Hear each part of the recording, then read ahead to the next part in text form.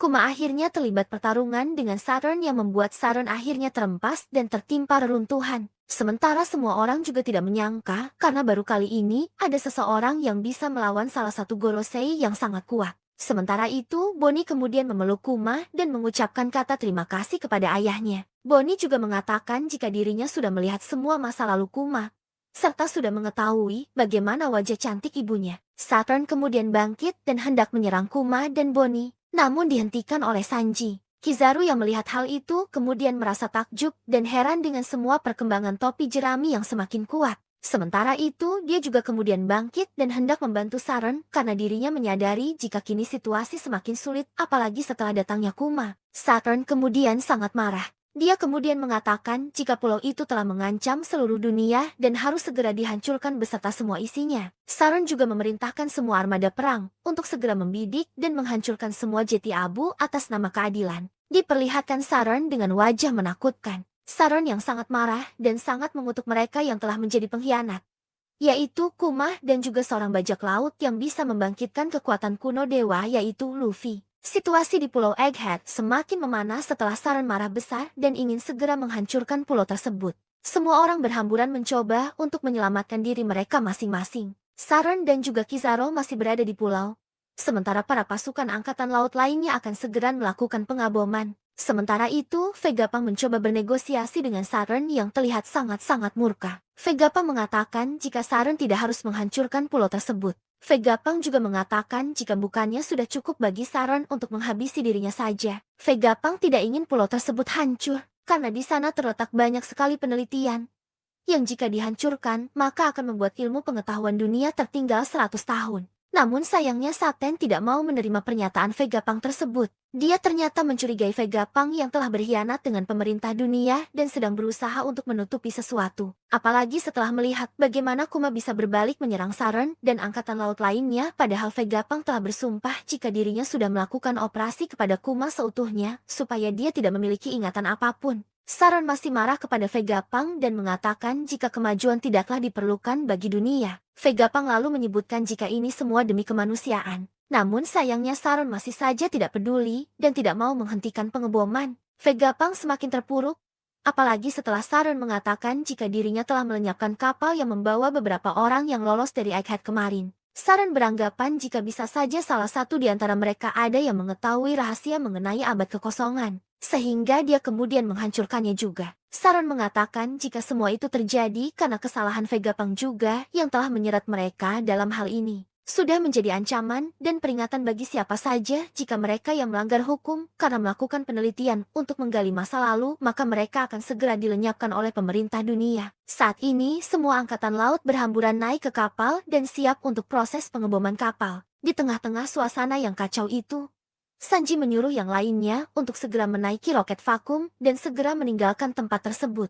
Sementara itu, Vegapunk juga masih bersih tegang dengan Saturn dan terus mengelur waktu. Sementara Bonnie menanyakan bagaimana dengan Vegapunk yang kemudian dijawab oleh Sanji jika jangan mengkhawatirkan hal itu. Rombongan dari Atlas dan juga Franky yang membawa Kuma dan Bonnie pergi menggunakan roket malah gagal karena digagalkan oleh Kizaru dengan menggunakan serangan Emano Marukumo. Oleh karena kejadian itu, Kuma dan Bonnie akhirnya keluar dari lintasan. Saturn yang melihat hal itu kemudian memerintahkan yang lainnya untuk segera menargetkan mereka. Dia juga berteriak dengan sangat kuat seakan mengejek Kuma yang telah bertindak sangat bodoh karena mengorbankan seluruh hidupnya untuk menyelamatkan putrinya tersebut. Vegapunk yang melihat hal itu hanya bisa mengatakan dalam hatinya jika setelah dirinya mendengar jika Bonnie telah menjadi bajak laut. Dia selalu berpikir jika skenario terburuk bisa terjadi. Pasifista tidak akan segan menghabisi nyawa meski Kuma adalah ayahnya. Di sisi lain perangkatan laut lainnya yang tengah menemukan keberadaan Luffy segera bergegas untuk menangkapnya. Luffy nampak sangat kekenyangan dan mengatakan jika dirinya sangat kekenyangan. Lalu memperlihatkan suatu adegan mengerikan di mana marinir melihat jika beberapa kapal mereka hancur oleh sekelompok orang yang tidak dikenal. Belum diketahui siapa sekelompok orang tersebut. Para marinir mengatakan jika mereka akhirnya gagal menangkap kapal yang melarikan diri dan harus segera melaporkannya kepada Kizaru.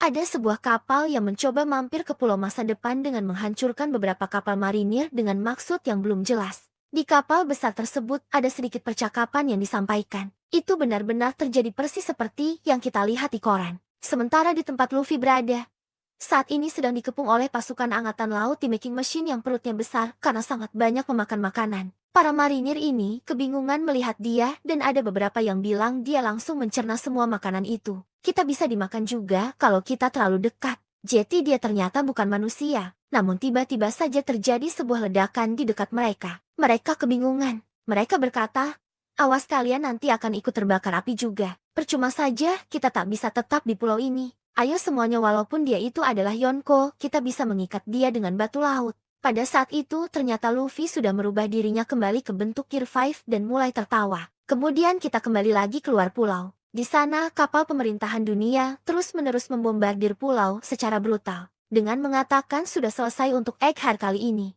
Naik semua ke kapal. Kembali masuk ke dalam pulau dengan melihat situasi terkini keberadaan dari Bonnie dan juga Kuma. Saat ini, mereka bersama dengan Atlas dan juga Frankie berada dalam situasi yang sangat berbahaya. Karena mereka sudah terjatuh sebelumnya saat menaiki vakum roket yang jalur kendaraan tersebut dipotong oleh Kizaru sebelumnya. Mereka semua terjatuh dari atas dan yang mengerikannya lagi adalah para pasifista sudah bersiap untuk menargetkan mereka sesuai dengan perintah dari Saturn. Mereka sudah bersiaga untuk menembakkan serangan laser beam ke arah mereka.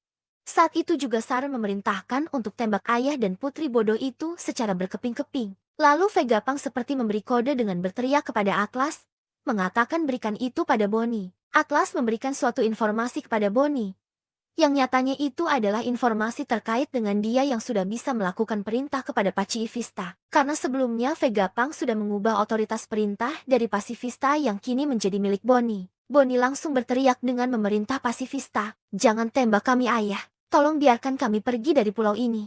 Perintah tersebut langsung didengar pada robot raksasa tersebut. Para marinir kebingungan karena tidak mungkin ada yang bisa mendengar perintah tersebut di tengah-tengah ledakan besar yang terjadi. Kemudian Pacifista langsung bereaksi atas perintah tersebut. Mereka berbalik arah dan malah sekarang menyerang pasukan marinir yang berada di dekatnya. Laser beam itu mengarah ke mereka dan jajaran pasukan marinir beserta dengan 3 buah kapal milik mereka hancur terkena ledakan. Dari sanalah semua pasifista mulai menggila dengan meladakan satu persatu kapal beserta dengan pasukan yang dihancur leburkan. Ternyata Vegapunk sendiri sudah menyiapkan rencana ini untuk memberikan otoritas tertinggi pada Bonnie melebihi Gorosei untuk memerintah pasifista. Dia bilang, aku hanya punya satu ketakutan. Itu adalah jika Bonnie terbunuh oleh ayah yang begitu mencintainya. Kuma, aku tak bisa membiarkan kau menyakiti putri yang begitu kau sayangi. Aku tak bisa biarkan tragedi itu terjadi. Itu sebabnya aku membuat pasifista seperti Kuma. Aku memprogram individualitasnya pada tiap masing-masing unit mereka. Bahkan walau kekuasaan terhebat dunia memberinya perintah.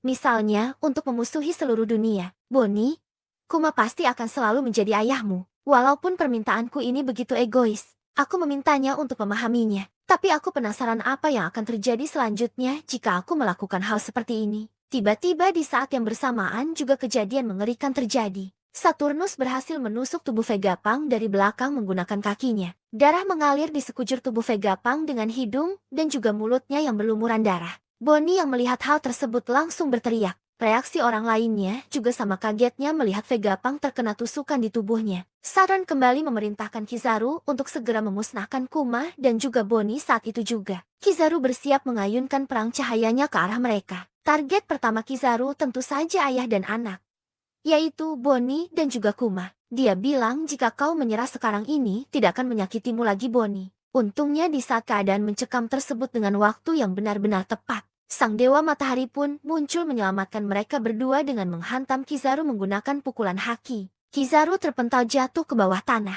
Bonnie kaget. Dia bilang, Mugiwara dari mana dia dating? Luffy tertawa. Perutku sudah kenyang. Kekuatanku sudah pulih sekarang. Ini akan jadi semakin asyik. Setelah itu, Luffy pun mengaktifkan kemampuan awakeningnya untuk mengubah struktur tanah menjadi layaknya karet. Itu pun menyelamatkan Kuma dan juga yang lainnya pada saat mereka terjatuh mendarat di tanah. Efek kekuatan ini pun membuat pulau bergetar, kata marinir. Di sisi lain, Saron terdiam melihat Luffy kembali ke dalam pertempuran. Dan Kizaru pusing berkunang-kunang saat menerima pukulan telak dari Luffy. Setelah mereka semua sudah berhasil aman mendarat di tanah, mereka dengan sigap langsung mengevakuasi Vegapunk yang terlihat berlumuran darah. Di samping itu juga dari kejauhan munculnya Luffy dengan mode Gear 5 membuat aktifnya kembali robot kuno yang terlihat dari sinar matanya. Saat Bonnie ingin mengevakuasi Vegapunk, Vegapunk memberitahu Bonnie bahwa yang selama ini dia impikan bersama dengan ayahnya sudah berada di depan matanya. Bonnie mengingat apa yang dikatakan oleh ayahnya, bahwa dia akan muncul tertawa dan menari pada irama. Vegapunk berkata kepada Bonnie, "Jadi kau sama sekali tak sadar Bonnie. Akhirnya aku juga bisa melihat dengan mata kepalaku sendiri. Itulah Monkey D. Luffy yang diincarku selama ini. Dialah sang dewa matahari Nika." Bonnie berlinang air mata saat melihat Luffy yang seorang Nika berada di depan matanya yang menarik kegirangan. Kuma benar. Buster Call tak akan berpengaruh apapun. Orang-orang di seluruh dunia sudah berharap akan kembalinya dia selama ratusan tahun. Lanjut menuju ke pantai utara di Pulau Egghead. Di sana terdapat kapal bajak laut yang sangat besar akan merapat ke Pulau Egghead. Para prajurit yang menyergap pantai tersebut benar-benar panik melihat kapal besar itu. Mereka berkata, "Ini adalah laporan di pantai utara pulau. Sebuah kapal besar datang mendekat." Tak salah lagi. Tapi harusnya mereka sudah bubar lebih dari 100 tahun yang lalu. Mereka menuju ke arah kita. Tembak semuanya. Kenapa raksasa ada di sini? Dory dan juga Brogy muncul dan mengamuk membantai kapal dari para marinir. Dia berkata beraninya mereka bertanya, "Kenapa kita di sini Dory? Dunia ini ada beberapa hal yang tak bisa dihindari Brogy. Kami datang untuk menemuimu Mugiwara." Sang Dewa Matahari. Harapan akhirnya muncul. Para raksasa telah datang. Para raksasa akhirnya datang ke Pulau Egghead. Mereka melakukan penghancuran besar-besaran di kapal milik pemerintahan dunia. Para raksasa menimbulkan masalah yang sangat besar. Di rombongan bajak laut raksasa ini ternyata terdapat Heimo dan juga Kashi. Para raksasa ini kemudian diperintahkan oleh kaptennya yakni Dory dan juga Brogy. Mereka berkata Oimu dan juga Kashi ajak yang lain dan memutarlah. Tenggelamkan semua kapal yang kalian lihat dan hati-hati dengan meriam tersebut. Mendengar perintah tersebut, pasukan raksasa menghancurkan beberapa kapal dengan benar-benar brutal. Pasukan marinir yang melihat semua itu benar-benar tampak panik. Mereka pun melaporkan apa yang mereka lihat. Di sana para bajak laut Giant Warrior telah muncul. Di manakah mereka sebenarnya selama ini? Banyak sekali anggota lama mereka yang juga terlihat. Apa sebenarnya yang mereka inginkan? Kami memastikan adanya Dory dan juga Brogy di kapal mereka. Para bajak laut Giant telah mendarat hancurkan mereka berkeping-keping. Pertarungan ini tidak bisa terelakkan lagi. Beberapa kapal dari marinir benar-benar hancur dengan senjata dari para raksasa. Di sisi lain dari kejauhan, Usopp, Nami dan juga Chopper melihat ada sesuatu keributan di area dekat pantai. Usopp pun mencoba untuk meneropong ke daerah tersebut dan dia benar-benar syok melihat para raksasa datang ke pulau tersebut. Usopp melihat mereka menghancurkan kapal marinir. Usopp pun di sana berkata dan menangis. Para masterku sudah datang. Tapi sedang apa mereka di sini? Itu Master Dory dan juga Brogy. Aku kira kita tidak akan melihatnya lagi di Elbaf. Nami kemudian berkata bahwa aku juga bisa melihat Heimo di juga Kashi. Aku yakin mereka lewat Little Garden untuk menjemput ketua mereka. Kemudian diceritakan tentang perjalanan dari bajak laut raksasa ini. Dahulu dunia ini diteror oleh grup besar yang dipimpin oleh dua kapten yaitu Dory dan juga Brogy. Kru dari mereka bubar setelah terjadi perselisihan. Luffy dan teman-temannya membantu mereka saat berduel berabad-abad mereka berakhir. Tak lama saat menyerang pulau lain mereka pun bertemu dan berteman dengan Oimu dan juga Kashi. Sepasang raksasa yang pergi untuk memeriksa kapten mereka. Di sana ada pula Addison yang menjelaskan bahwa para raksasa ini berhasil untuk mendorong mundur para marinir. Addison bilang bahwa dia tidak percaya bahwa bajak laut topi jerami dan juga para raksasa ini saling kenal satu sama lain. Dijelaskan juga di sini bahwa datangnya para raksasa ini mereka tahu dan mendengar kabar di koran. Karena pihak angkatan laut merekrut banyak orang untuk operasi ini. Jadi tentu saja berita ini pasti akan masuk ke koran. Usopp kemudian menjelaskan bahwa mereka ke sini bukan untuk berperang. Mereka datang ke sini untuk menolong kita. Jadi kita harus segera menyelesaikan persiapan kita. Setelah itu kelompok dari Nami pun mendapat telepon dari Brook dan juga Lilith yang menjelaskan bahwa mereka berdua dengan Thousand Sunny akan segera ke lokasi mereka. Di sini Brook selalu enjoy dan juga relax menikmati keadaan genting. Bahkan dia sambil minum teh. Lilith mengatakan bahwa kepala tengkorak ini memang sepertinya benar-benar kosong. Di sisi lain, Jinbe saat ini berupaya untuk menuju ke lokasi dari Roronoa Zoro berada. Dia menjemput Zoro karena waktu pelarian sudah semakin menipis. Di lokasi pertempuran antara Zoro pun masih berlangsung bertarung sengit melawan Lucci. Zoro bilang, "Kau kuat juga. Tapi aku sedang buru-buru. Waktunya kita menyelesaikan ini." Lucci menjawabnya, "Hanya yang menang yang bisa berbicara begitu Roronoa. Krumu menunggumu bukan? Kalau begini kau hanyalah jeti beban." Kru bodohmu itu tak akan bisa selamat jika mereka tak rela mengorbankan tangan demi tubuhnya. Jetty menyerah sekarang akan lebih membantu mereka. Menunggu untuk songgok mayat itu juga percuma, Zoro pun menjawabnya. Kau bicara seperti kau yang mengendalikan pertarungan ini. Beralih ke pantai timur di Egghead. Para pasifista yang diperintahkan oleh Bonnie terus mengamuk menghancurkan beberapa kapal perang dari marinir. Dilaporkan bahwa sekitar 30 dari kapal kecil dan sedang sudah tenggelam. Yang lebih mengerikannya lagi, pasifista tak henti-hentinya untuk menyerang menggunakan lasernya. Kemudian ada sosok wakil admiral dengan dagu yang banyak, yang bernama Red King. Dia memerintahkan para pasukan untuk menarik mundur kapal yang kecil dan memajukan formasi kapal perang. Para marinir tentu tidak tinggal diam. Mereka juga menembakkan Marion mereka ke arah pasifista, dan beberapa pasifista juga tumbang. Red King bilang bahwa pemandangan yang menyedihkan. Tak kusangka kita para marinir harus menembak ke senjata kita sendiri. Beralih ke posisi dari Luffy dan juga Bonnie berada. Sosok dari Nika sudah dilihat oleh Bonnie yang dimana Nika sedang menari di udara. Di sana kemudian ada percakapan menarik antara Bonnie dan juga Luffy. Luffy bertanya, kenapa kau menangis? Bonnie bilang, mana mungkin aku tak menangis, dasar bodoh. Aku sudah lama sekali mencarimu. Luffy menjawabnya dengan santai. Tapi bukankah dari tadi aku di sini? Bonnie pun mengatakan, tapi aku tak tahu kalau kau itu adalah Nika. Luffy bingung. Apa itu Nika? Dan pukulan lembek macam apa yang kau pakai tadi? Bonnie bilang. Aku tadinya mau pakai pukulan besar lantur sepertimu. Kalau memang lembek, kenapa kau tak tunjukkan bagaimana yang seharusnya? Pukul si tua bangka itu demi Vegapunk, agar kita bisa pergi segera dari sini. Saturn bilang. Kecoa macam apa kalian? Tak berhak hidup di dunia. Luffy akan mempraktikkan cara memukul yang benar dari Bonnie. Namun pada saat dia mempersiapkan pukulannya, Saturn menyerangnya dengan menggunakan kekuatan matanya. Efek serangan yang dihasilkan tentu membuat kepala Luffy sedikit terpental dan sedikit mengeluarkan cairan merah. Luffy kemudian berteriak.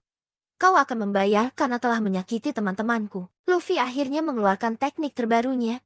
Gomu Gomu no Don Gatling. Pukulan Luffy bertubi-tubi menghajar wajah dari saat Saturn yang mengeluarkan banyak sekali darah. Itu langsung dilihat oleh Bonnie, Kuma dan juga Vegapunk. Efek serangan tersebut mementalkan Saturn keruntuhan bangunan. Setelah itu, Franky pun memerintahkan Bonnie untuk segera pergi dengan menggunakan sepatu roket di bawah kakinya, yang fungsinya harusnya masih bisa bekerja jika kita masih di dalam pulau. Bonnie kemudian mengajak Vegapunk pergi, namun di sana sang profesor itu menolak. Vegapunk bilang, pergilah tanpaku Bonnie. Sudah lama aku menjadi dokter. Aku tahu kapan waktuku. Dan pada saat perbincangan masih berlanjut, tiba-tiba saja di dekat dari mereka Kizaru bersiap menghunuskan cahayanya ke arah dari Bonnie dan juga Vegapunk. Kizaru bilang, bagaimanapun hidupmu berakhir dan inilah caranya. Namun Sanji berhasil menahan serangan laser cahaya milik Kizaru menggunakan teknik kaki. Kakinya seperti barrier yang menghancurkan laser tersebut. Kizaru dan juga Franky benar-benar terkejut melihat pertahanan kaki dari Sanji. Sanji berkata, cinta bersinar lebih terang dari cahaya. Kizaru pun meresponnya jika itu benar mereka harus membuang semua buku fisika dan tulisan dari awal. Bonnie, Franky, Atlas, dan juga Kuma langsung bergegas keluar dari arena pertempuran tersebut meninggalkan Vegapunk. Kizaru bilang, sekarang aku dalam masalah besar. Mereka pasti berharap aku setidaknya membawa kepalamu setelah semua ini. Sanji menjawabnya, kau sebaiknya mulai pikirkan surat permintaan maaf kalau begitu. Beralih lagi ke kondisi dari Saturn yang mencoba kembali berdiri dari reruntuhan. Namun tiba-tiba ada seseorang yang mencoba untuk mendekatinya. Ternyata sosok tersebut adalah dua anggota dari kru bajak laut Kurohige yang sedang mendekati Saturn. The Supersonic Fan Ogre dan pemburu bulan sabit Katarina Devon. Devon bilang, tak setiap hari kulihat salah satu Gorosei terkapar di tanah. Wah, lihat dirimu. Kekuatan lezat macam apa yang kau punya? Tak kusangka seorang Gorosei akan turun dan menemui kami. Itu belum pernah terjadi sebelumnya. Tapi itu membuat pekerjaan kami jauh jadi lebih mudah. Devon pun kemudian menyentuh kaki Saturn dan berkata, misi selesai. Saturn bertanya kepada mereka, ada urusan apa kalian kesini? Katarina Devon, aku terkejut seorang burunan level 6 September Timu memilih hidup sebagai seorang anak buah. Devon berkata, Teach itu spesial. Saturn pun bilang, maksudmu garis keturunannya ya? Devon berkata, jadi kau sudah tahu. Saturn kembali bertanya, apa yang kau rencanakan dan incar kali ini? Apa yang menjadi tujuan dari kalian? Ogre berkata, dunia. Saturn langsung dengan marah menyerang Devon. Namun serangan tersebut mampu diantisipasi oleh Ogre yang menggunakan kemampuan dari buah iblisnya. Dan setelah hal tersebut, mereka berdua meninggalkan tempat tersebut begitu saja. Devon dan juga Ogre sudah berteleportasi ke tempat lain dan berupaya untuk meninggalkan Egghead. Sesaat sebelum dua orang anggota bajak laut Kurohige ini meninggalkan Egghead, ada seseorang yang berusaha untuk mengikuti mereka. Dan ternyata orang tersebut adalah Caribou. Dia berkata, aku mohon tunggu sebentar Supersonic Fan Ogre dan Moon Hunter Katarina Devon. Aku menyangka kita akan bertemu di tempat seperti ini.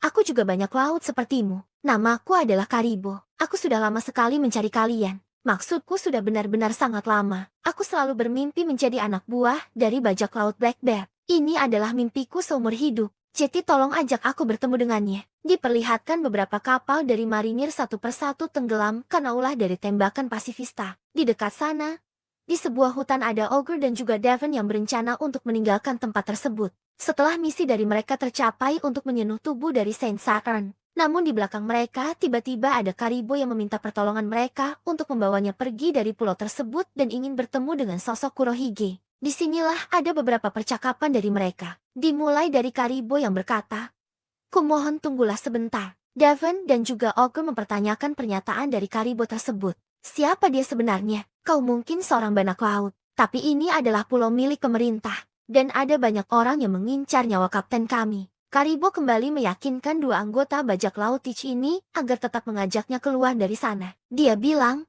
kau salah paham. Kumohon percayalah padaku. Jika kalian menghabisi nyawaku di sini, Kapten Teach juga akan menghabisi nyawa kalian. Lalu Ogre bertanya, apa alasan dari Caribou ingin bertemu dengan kaptennya? Caribou pun menjawabnya, karena aku punya informasi yang sangat berharga. Informasi yang sangat sulit untuk didapatkan. Informasinya adalah tentang senjata kuno yang memiliki nama para dewa. Pertama adalah kekuatan aneh Putri Shirahoshi dari Pulau Manusia Ikan yang dikenal sebagai Poseidon. Kemudian Pluton yang berada di dasar Wano. Di dunia ini, orang-orang yang mengetahui keberadaan kedua hal itu hanyalah topi jerami dan juga tentunya aku. Jika kalian membawaku ke kapten kalian, aku akan menyerahkan informasi itu secara cuma-cuma. Aku yakin dia akan senang. Jadi bawa aku bersama kalian. Aku tahu aku akan bisa berguna saat ini. Setelah mendengar ocehan dari Caribou ini, mereka berdua pun tampaknya berpikir. Namun belum menentukan keputusan apakah akan mengajak si lumpur ini pergi bersama dengan mereka. Kemudian kita lanjut ke dalam pertempuran di Pulau Egghead.